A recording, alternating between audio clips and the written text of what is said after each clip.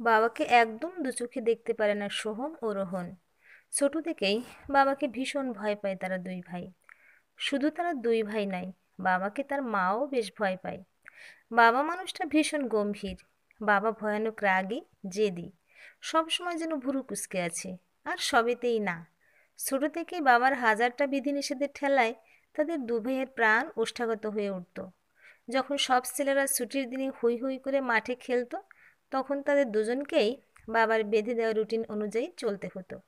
তাদের দুজনকেই রুটিন অনুযায়ী পড়াশোনা, খেলা, ক্রিকেট, ফুটবল পেটানো সব করতে হতো। এমনকি দুই ভাইকে বাড়ির বাড়তি কাজগুলোর জন্য ভাগাভাগি করে মাকে সাহায্য করতে হতো। বাড়ির দোকান বাজার আনা, রেশন দোকানে যাওয়া, বাগানের গাছে জল দেওয়া, সব কাজ বাবা তাদের দুই ভাইকে ভাগ করে দিয়েছিল। দুষ্টুমি করলে বা কথার অবাধ্য হলে বাবার হাতে বেধড়ক মার জুটত তাদের। ছোটবেলাটা বেশ শাসনে কেটেছে তাদের। তাই বাবার সঙ্গে কখনো বন্ধুত্ব দূরের কথা, ভালো সম্পর্ক গড়ে ওঠেনি। বড় হওয়ার পর বাবাকে তারা দুই ভাই আড়ালে কোড নামে ডাকতো, অমরেশপুরী। তখন টিভিতে সদ্য সদ্য দুই ভাই শাহরুখ খান কাজলের ডিডিএলজি সিনেমাটা অনেক লুকিয়ে চুরিয়ে দেখে ফেলেছে। ব্যাস, সেদিন থেকে দুই ভাই বিশ্বনাথবাবুর নাম পাল্টে রেখে দিয়েছে, অমরেশপুরী। এখন সদ্য যুবক দুই ভাই। সোহম সবে কলেজে অঙ্কে অনার্স নিয়ে ভর্তি হয়েছে, আর রোহন উচ্চ মাধ্যমিক পরীক্ষা দেবে। অবসরে রিসার্চ করে। তাদের শান্তশিষ্ট নরম সরম মা এই অমরেশপুরীর সঙ্গে এত বছর সংসার করছে কিভাবে? এদিকে মায়ের সঙ্গে দুই ভাইয়ের বন্ধুত্বের সম্পর্ক। রোহন মায়ের গলা ধরে ঝুলে বলে, বলো না মা, অমরেশপুরী তোমাকে নিশ্চয়ই সবসময় বকে ধমকে রাখতো? তোমাকে নিশ্চয়ই মানসিক অত্যাচার করতো? কখনো মারধর করেছে? চোখ পাকিয়ে সুমিতা বলে, কি হচ্ছে কি?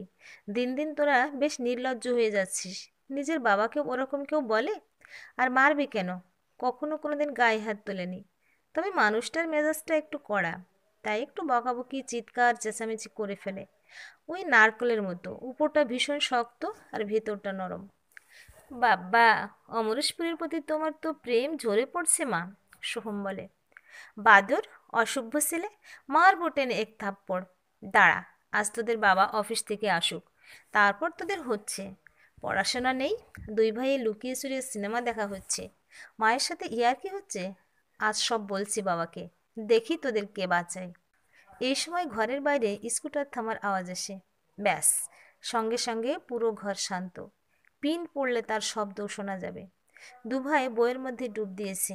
সুমিতা দৌড়ে রান্নাঘরে চায়ের জল বসিয়েছে। সোহম তৃতীয় বর্ষে পড়ছে। রোহন উচ্চ মাধ্যমিকে দুর্দান্ত রেজাল্ট করে যাদবপুরে সিভিল ইঞ্জিনিয়ারিংয়ে ভর্তি হয়েছে। সে বর্তমানে হোস্টেলে থাকে। এখন আর তার বাড়ি আসতে মন চায় না। বাড়িটাকে যেন জেলখানা মনে হয়। অমরেশপুরের ভ্রুতে আরও বেশি ভাঁজ পড়েছে। মেজাজ সবসময় সপ্তমে চড়ে থাকে। তারপর আছে চোখা চোখা বাক্যবান, ঠেস দেওয়া কথাবার্তা। তোমার ছোট ছেলে দিন দিন নবাব পুত্র হয়ে উঠেছে। তাকে বলো ইঞ্জিনিয়ারিংটা যেন ভালোভাবে কমপ্লিট করে।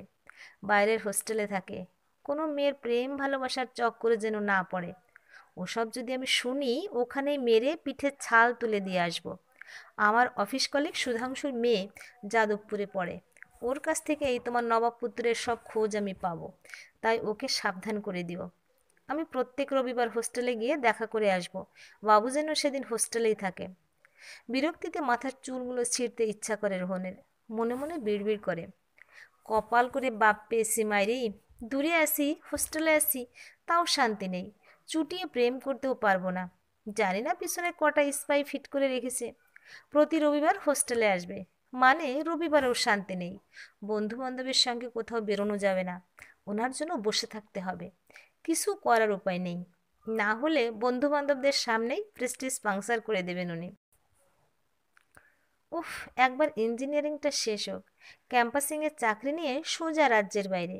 সারা জীবন অমরেশপুরীর সঙ্গে থাকলে জীবনটা বরবাদ করে দেবে। সোহমও প্রচণ্ড বিরক্ত বাবার প্রতি। সবে কণিকার সঙ্গে প্রেমটা জমে উঠেছিল। কলেজের ক্লাস কেটে একদিন সিনেমায় গিয়েছিল দুজনে। আর পড়বি পর একেবারে অমরেশপুরীর সামনে। সবে একটা ফুচকা তুলে কণিকার মুখে পুরে দিয়েছে। দেখে রাস্তার ওপাশ থেকে দুটো বড় বড় গোল গোল চোখ ভ্রু কুঁচকে তার উপর স্থির। আর যায় কোথায়? একবার ভেবেছিল সোহম আজ আর বাড়ি ফিরবে না। সোজা সন্ন্যাসী হয়ে হিমালয়ে চলে যাবে, না হলে কোনো বন্ধুর বাড়িতে গা ঢাকা দেবে। কিন্তু দুটো সিদ্ধান্তকেই বাস্তবায়িত করার ক্ষমতা নেই তার। ছোট থেকেই আদেশ, এক হাত ছাড়া বাস পড়লেও সন্ধ্যা 7টার মধ্যে দুবাইকে অবশ্যই বাড়ি ফিরতে হবে। টিউশন থাকলে অবশ্য আলাদা কথা। আর কোনো বন্ধু বান্ধবের বাড়িতে রাত্রে থাকা যাবে না। আদেশগুলো মাথার মধ্যে এমন সেটে বসে গেছে যে অগত্যা গুটি গুটি পায়ে সেই বাড়ি ফিরতে হলো। রাত্রে খাবার সময় বোমাটা ফাটায় বাবা। বাপের হোটেলে খেয়ে পড়ে প্রেম করা হচ্ছে? বলি, এই যে খাবারগুলো খাচ্ছ, কিভাবে জুটছে জানো? জানো কত পরিশ্রম করে সংসারটা চালাই? তোমাদের কোনো অভাববোধটা রেখেছি আমি? হিরোর মতো কলেজে যাচ্ছ, প্রেমিকা নিয়ে সিনেমা দেখিয়ে ফুচকা খেয়ে বেড়াচ্ছ, কার পয়সায় শুনি? প্রেম করার কি যোগ্যতা আছে তোমার? আজ প্রথমবার বলে ছেড়ে দিলাম, ফের যদি মেয়ে নিয়ে রাস্তায় ঘুরতে দেখেছি তো লোকজনের সামনেই চরম অপমান করব, মনে থাকে যেন। মা মধ্যস্থতা করে, এভাবে বলো না, ছেলে বড় হয়েছে। এই তোমার আশকারাতেই এত বার বেড়েছে তোমার বড় পুত্রের। শুনে রাখো, অনার্সের রেজাল্ট যদি খারাপ হয়েছে তো ঘাড় ধরে বাড়ি থেকে বের করে দেব। তখন মনের সুখে প্রেমিকা নিয়ে রাস্তায় ঘুরবে। রাগে মাথাটা জ্বলে ওঠে সোহমের। শালা অমরেশপুরী, প্রেম ভালোবাসার চিরশত্রু। খাওয়াচ্ছি পড়াচ্ছি বলে প্রতিদানে বাবুর পরীক্ষায় ভালো রেজাল্ট চাই। আর কারো বাবা এমন কড়া প্রকৃতির নয়। প্রেম তো দূর, জীবনে বিয়েই করব না। বউ নিয়ে এই হিটলারের সঙ্গে থাকা দায়। বউয়ের সামনেই যখন তখন অপমান করে দেবে। পরীক্ষা দিয়ে যেভাবেই হোক একটা চাকরি পেতেই হবে। তবে ভবিষ্যতে জীবনে বিয়ে, বাচ্চা, ঘর সংসারের স্বপ্ন, এই খিটখিটে বিটকেলে লোকের সাথে কে থাকবে সারা জীবন?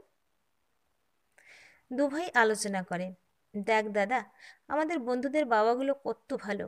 সবাই কি দামি দামি জামা কাপড় পরে। প্রত্যেকের বাবা দামি ঘড়ি, দামি জুতো, দামি ফোন সব ছেলেদের কিনে দিয়ে হোস্টেলে পাঠিয়েছে।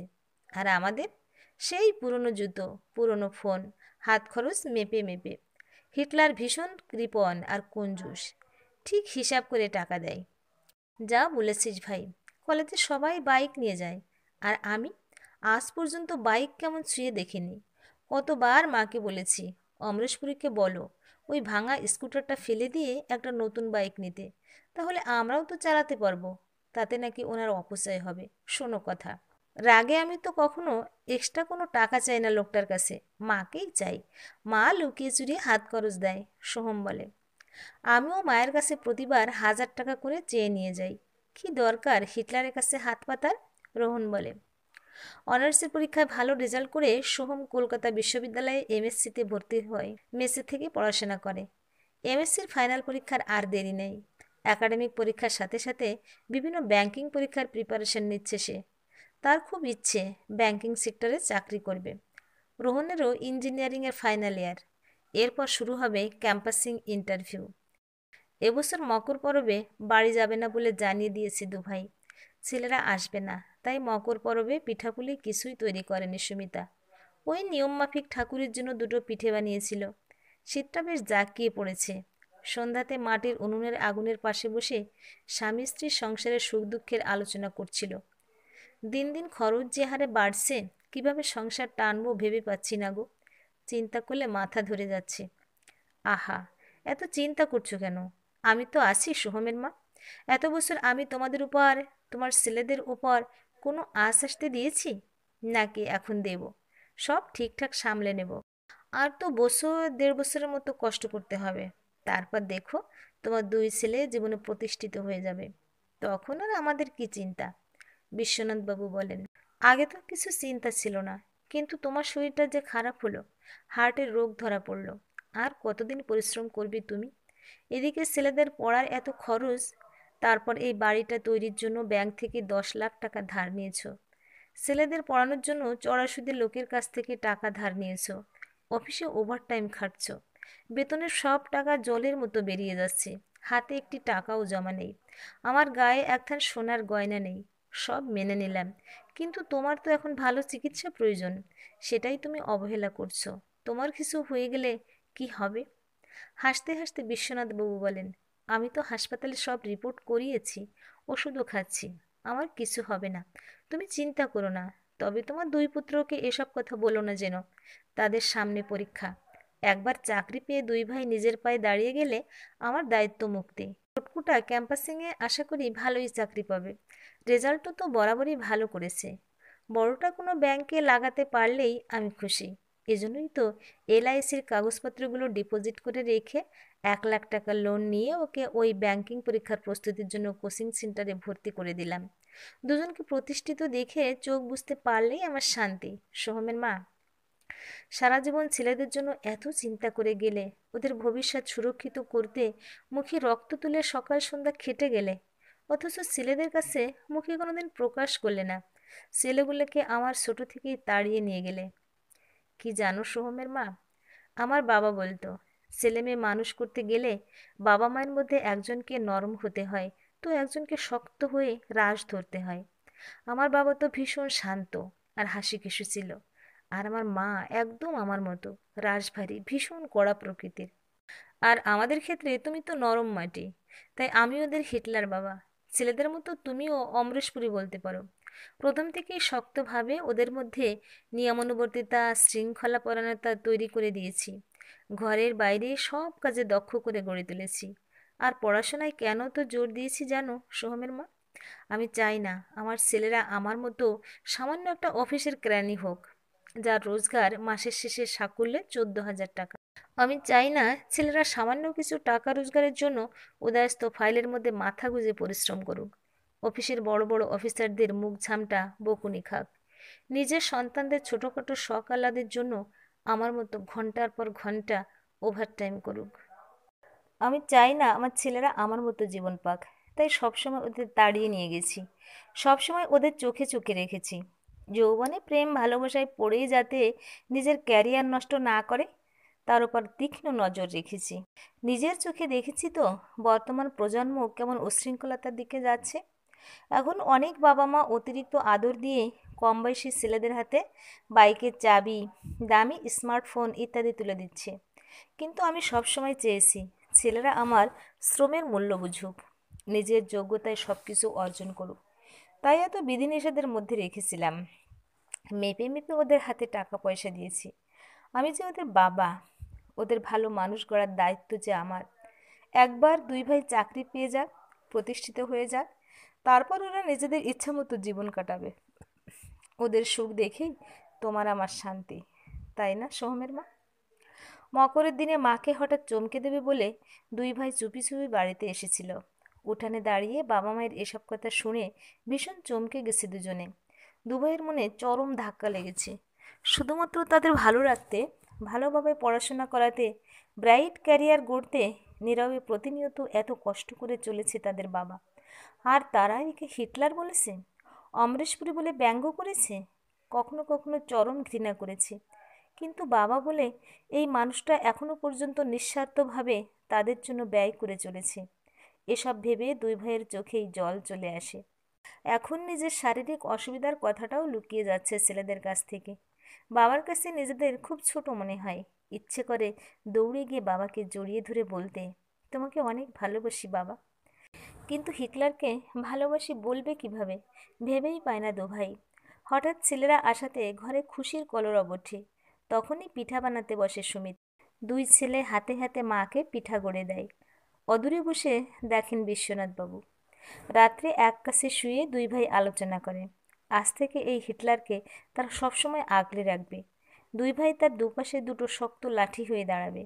সর্বাগ্রে বাবার ভালো ট্রিটমেন্ট করাবে। সারা জীবন নীরবে অনেক করেছে তাদের বাবা। এরপর সুপুত্র হওয়ার পালা তাদের। ভাগ্যিস আজ তারা হঠাৎ এসেছিল, তাই হিটলারের ভিতরে পিতৃত্বের প্রবহমান ফল্গু ধারাটা তারা দেখতে পেল। মা সত্যি বলে, তাদের বাবা ঠিক নারকেলের মতো, উপরটা শক্ত আর ভিতরটা নরম। প্রিয় ভিউয়ার্স, এতক্ষণ সাথে থেকে গল্পটা শোনার জন্য অশেষ ধন্যবাদ। গল্পটা ভালো লাগলে লাইক, কমেন্ট ও শেয়ার করতে পারেন। আর পরবর্তীতে এরকম আরও সুন্দর সুন্দর গল্প শোনার জন্য আমার চ্যানেলটা সাবস্ক্রাইব করে পাশে থাকুন। ধন্যবাদ।